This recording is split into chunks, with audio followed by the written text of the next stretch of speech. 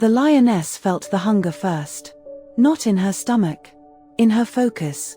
The cubs were quieter today. The pride's old male slept longer. Across the plains, prey moved like a distant answer. She could hunt alone and be praised. Or she could wait for the others, and risk nothing happening. She walked to the shade line where the other lionesses rested.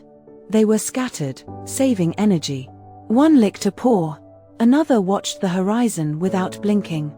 They looked calm, but the air between them carried pressure. Food had been missed twice this week. Not because they were weak. Because the herd had learned their patterns. The wildebeest shifted early. The zebras stayed close to open ground. The lioness had a fast body. She knew it. She also knew what speed does when it has no support. It turns into a long chase. A messy end. A wasted day. She lowered herself in the grass and waited. Her tail moved once, then stopped. She listened for the small cues. A breath change. A head lift. A shared direction.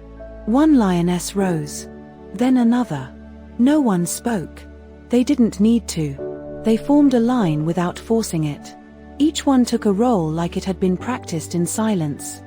The lioness felt her own urge to rush get held back by the group. It annoyed her. It also steadied her. They moved low, using the land's small dips. The lioness smelled dust, warm hide, crushed grass. The herd was near. She could see backs and horns and flicking tails. Her muscles asked for a sprint. Not yet. A younger lioness drifted too far left. The main lioness noticed. She didn't correct her with sound. She shifted her own path slightly, closing the gap. The younger one felt it and adjusted. This was the part people never see. The work that looks like nothing. The control before the strike. They reached a patch of taller grass. The herd grazed closer than expected. The lioness could hear chewing. She could hear her own breath. A calf stood near the edge. Small. Soft. Tempting. The lioness wanted to take it now. A quick win. A personal victory. Then she saw the bigger picture. The calf was guarded. 2 adults were watching. The herd was set up to punish a lone attacker. She stayed down. One lioness circled wide, hidden by brush. Another held still, becoming part of the ground. The main lioness waited for the moment when all their positions aligned. A shadow passed over the herd as clouds shifted.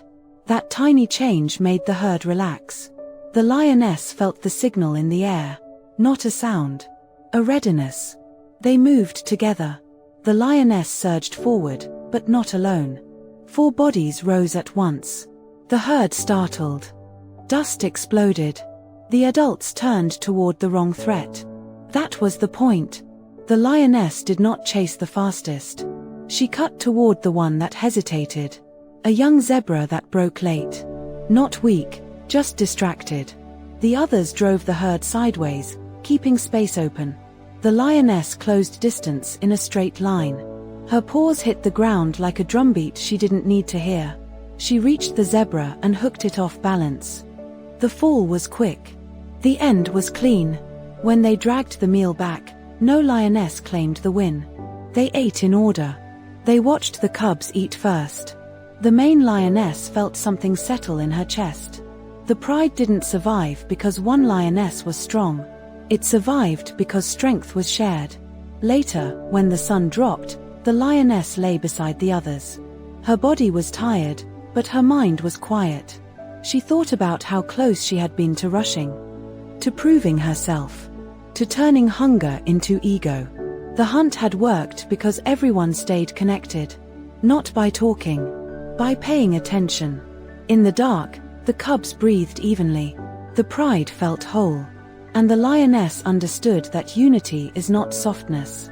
It is precision. Moral of the story, she didn't win by being the fastest. She won by staying in sync long enough for the right moment to appear.